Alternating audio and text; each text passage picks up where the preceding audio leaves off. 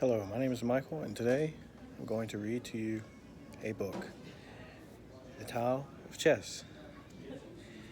It is 200 principles to transform your game and your life. So it starts out, it's by Peter Kurzdorfer, and it starts out with contents. This book was printed by Adams Media, and it's got some acknowledgments. We're going to go ahead and move on. So, the introduction is a bunch of really neat quotes. Chess is a sea where a gnat may drink and an elephant may bathe. That's an old Asian Indian proverb. Chess, like love, like music, has the power to make men happy. That is by Siegbert Tarash. I hope that's the correct pronunciation. In answering the question, which is the greater game, chess or checkers, I must, in all frankness, favor chess. That's by Newell W. Banks, blindfold checker champion of the world. Chess is as much a mystery as a woman.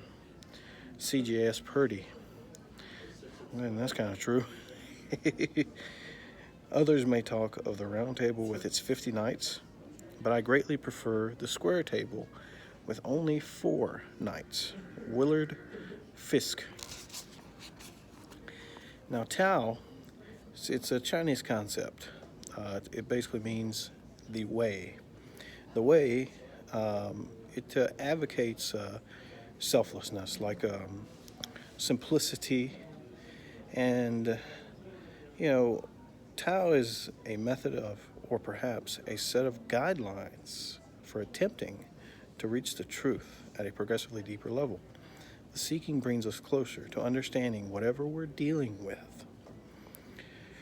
Through understanding, we can achieve peace of mind, knowing that we are doing all we can to get at true meaning. Simplicity is necessary to avoid getting confused with irrelevancies, which are everywhere. Selflessness is necessary in order to get a detached view, uncluttered by ego. So what can a religious philosophy have to do with chess? Following the principles of good, sound chess play will improve your game and your enjoyment of the game. It will also give you a progressively deeper understanding of the game, just as Tao gives you a progressively deeper understanding of life. But the Tao of chess means far more than that. By seeking the underlying truth in whatever position that may be before you, you will develop a habit of searching for the truth, and that may well be something you will practice for the rest of your life. Searching for the truth takes energy and determination. Therefore, it is not something many people normally do. But developing habitual thought processes can change all of that. That's the wonderful thing about habits. Once you have them in place, they're hard to break. We all know that, especially bad habits like smoking cigarettes. I'm reminded of Lajos Portish, hopefully I pronounced that correctly, a great Hungarian chess grandmaster and teacher during the latter part of the 20th century, who advocated simplicity and economy in his pupils' play. The same concepts are abundantly apparent in the play of the Cuban world chess champion Jose Raul Capablanca, 1888 to 1942, and the play of the great one, Bobby Fischer, the American bad boy and world champion, was always filled with very simple concepts ruthlessly carried out.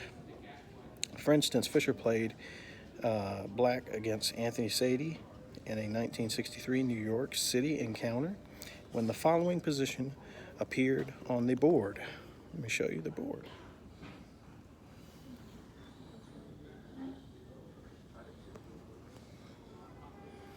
Black has a nice lead in development, while nothing else seems to be going on. But this was enough for Fischer, who proceeded to exchange off his well-developed pieces in order to get a superior endgame, with a good knight against a bad bishop.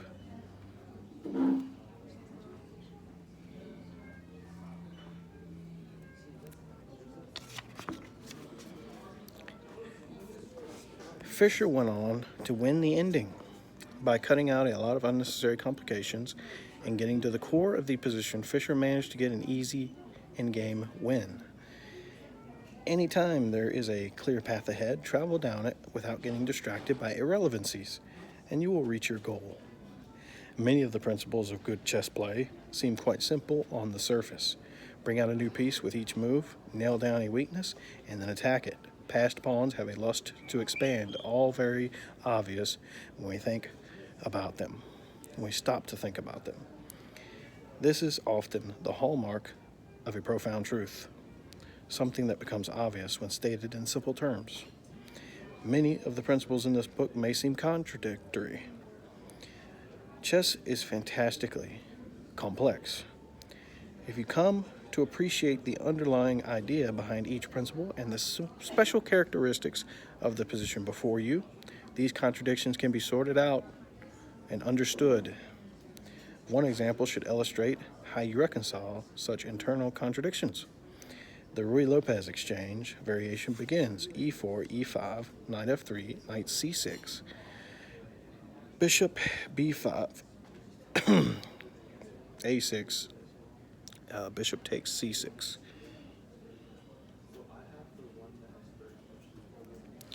Black will capture the bishop in order to restore material balance. But how? One principle states that it is better to capture towards the center with your pawns when there is a choice. Clearly, this indicates bishop takes c3 is the correct move. Yet chess theory frowns on this move, concerning the alternate capture, takes, c3. And that's to be much better. But how can that be? And it's the principle of capturing towards the center. With your pawns, is that no good? Not at all. The principle about capturing towards the center with your pawns is an excellent idea to keep in mind at all times.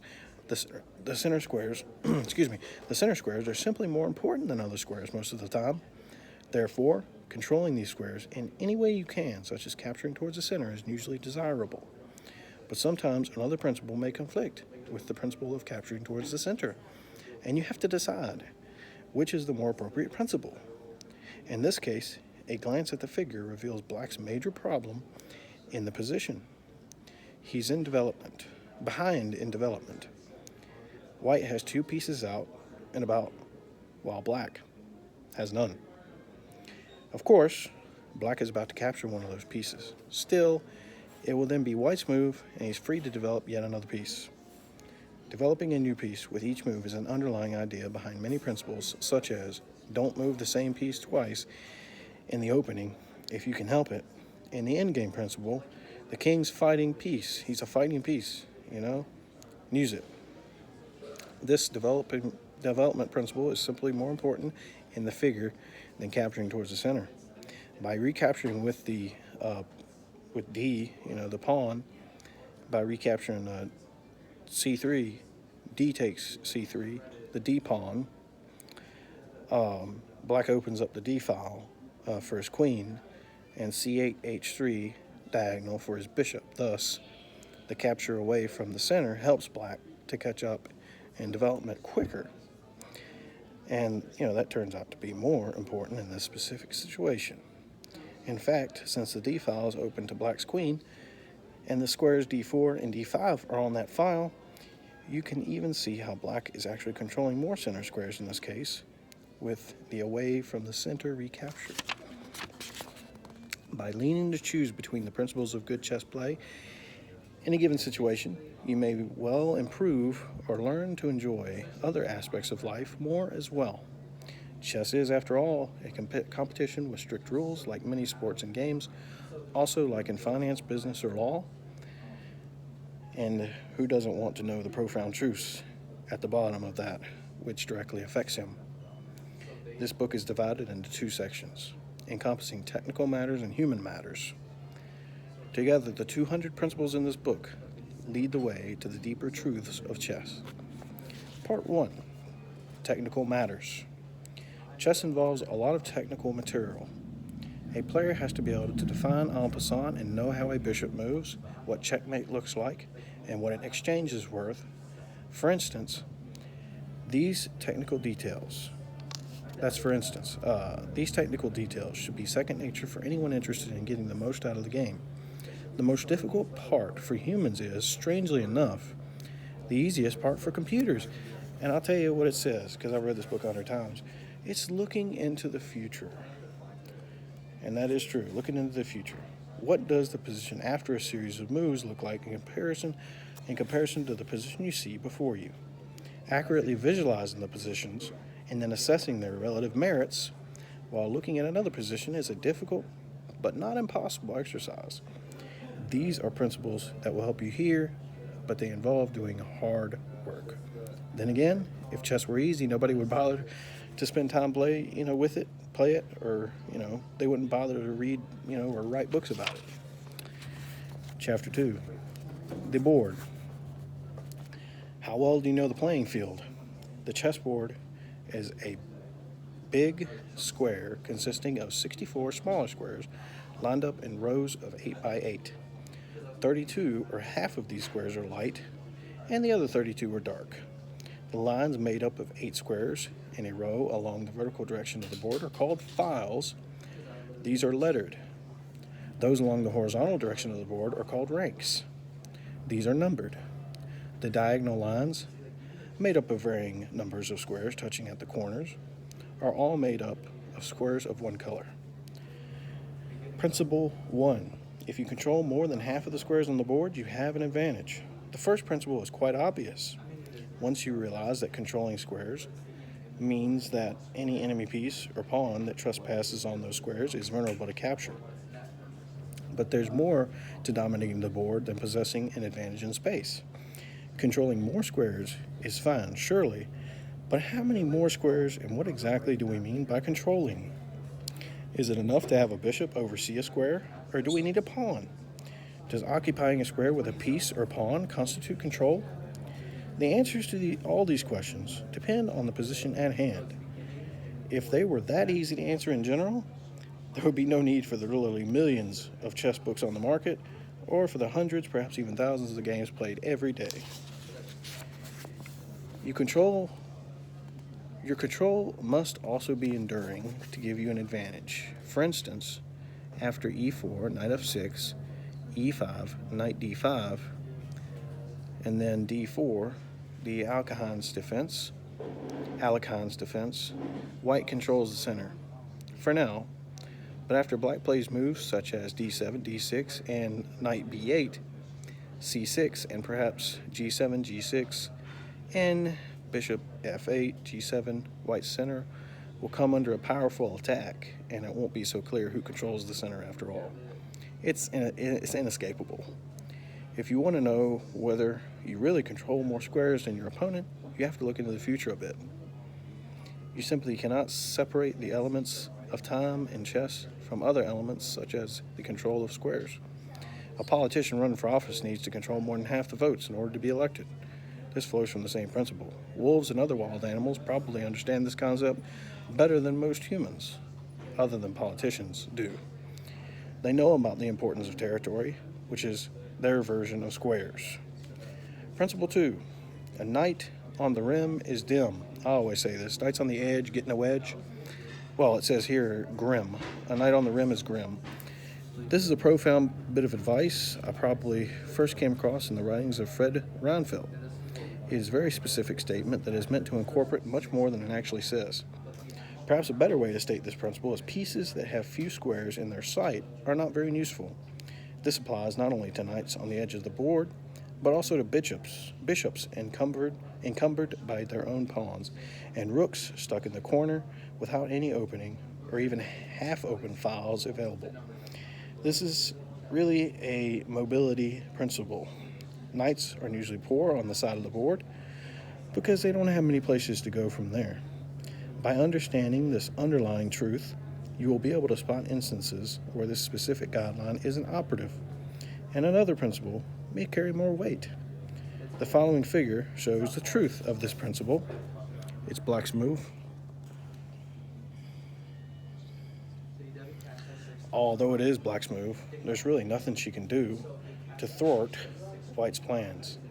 White's king can hang around the king's side, forcing the black monarch to give way and dine on black pawns. Or he can head to the queen's side to gobble the immobile knight and pawn, followed in both cases by marching and promoting a white pawn. The main reason all this is possible is that black is really down a piece. Her knight on the rim is completely useless. Don't get yourself into a situation where you don't have any options. Putting all your eggs in one basket backfires when the basket breaks. Principle 3. Place your pawns on the opposite color square as your bishop. This principle is another way of saying that pieces and pawns should complement each other. Since bishops and pawns each capture diagonally, placing the bishop and pawn on opposite color squares simply gives you more places where you can make captures. Putting bishops and knights on the same color squares is another way to follow this principle, as it is fighting with a queen and knight versus a queen and bishop. Strive to get the most out of your pieces at all times. This principle embodies the essence of teamwork. There are many ways in which you can avoid duplication of effort. In an office team, each employee does her own job. In a sports team, each player has his own assignment. In a barbershop quartet, each voice sings its own part. Otherwise, the project, game, or song, whatever it is, will break down. Principle 4. The path from A1 to A8 is the same length as the path from A1 to H8. This one seems anti-intuitive. The diagonal path looks longer, therefore it must be longer. But on the chessboard, this is simply not true. It takes a king at least 7 moves to cover either path. However, although the diagonal path is not longer, taking such a path can often give your piece more options. For instance, there are various ways to get from A1 to A8 in 7 moves. One of them is A1, A2, A3, A4, A5, A6, A7, A8. Another is A1, B2, C3, D4, D5, C6, B7, A8. If you think that it doesn't make any difference, take a look at the following famous study by the Czech Grandmaster Richard Reddy.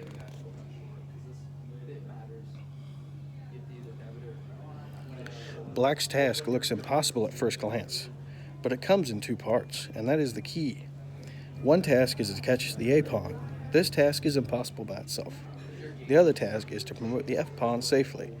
This is also an impossible task by itself, but combining the tasks by taking a diagonal route, black succeeds in either one of the other. King B2, A5, King C3, A6, King D3, and the white pawn is going to promote safely, but so is the black pawn, but so is the black pawn. If black tries to stop that earlier, we get King G3, King D4, A6, King E3. And again, both pawns promote. If black stops that with King takes F3, then after 4, King C6, the A pawn also dies. It's not so much where you're going as it is how you will get there. The various routes have to be chosen carefully, and those who pay attention to what goes into each alternative route will get the most out of whatever trip they're taking. The pieces. Chapter 2. The pawn is the soul of chess. Know the tools you're given to work with. They're all you have.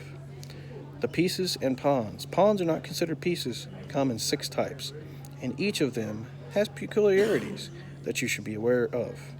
Principle 5. Leave the pawns alone except for the center pawns and passed pawns. This principle stems from the inherent weakness in all pawns. They cannot move backward. Once a pawn has moved, the squares it can no longer control are gone from its sights forever, or until it promotes to something else, in which case it is no longer a pawn. Thus, you cross the Rubicon with each pawn move. This is a rather graphic example of what happens when you don't leave the pawns alone. Although black threatens mate next move, she loses quickly because she has moved the G pawn out, creating a gash in the defense that cannot be repaired. White swoops in easily with bishop h7, king takes h7, queen h5, king g8, and queen h8 mate. Center pawns and pass pawns, pawns facing no enemy pawns, or the file they are on, or on either adjacent file, are exceptions to this principle for different reasons. Center pawns are good to move because they then occupy central squares, and they also open up lines for bishops and queens to enter into the contest. Thus, the new weaknesses can be tolerated because of all the good that comes out of such moves. Passed pawns want to move simply because they are on the path to promotion. So, although they leave weak squares in their path, the end result is generally well worth the weaknesses. Making a commitment takes a certain amount of thought and preparation. You don't want to make too many serious commitments without taking the time to weigh how they will affect your game. That's exactly what you do when you make too many pawn moves. That's exactly what happens when you make too many pawn moves. Principle 6. In order to get the most from your knights, give them strong support points. The knight is the only unit that doesn't have the capability of moving to an adjacent square. It is, by nature, a jumper. Therefore, the knight's position can be clogged up as you like, and the knight won't suffer in terms of potential mobility at all. But this piece does best with a well-supported base of operations. So place him in a hole in your opponent's area of the board if possible, and make sure he has support. Pawn support is especially helpful. White's knight on e5 is ideally placed, while black's knight on e4, though well placed, is not in a good position, since white could play the pawn move f2, f3 at some point in the future.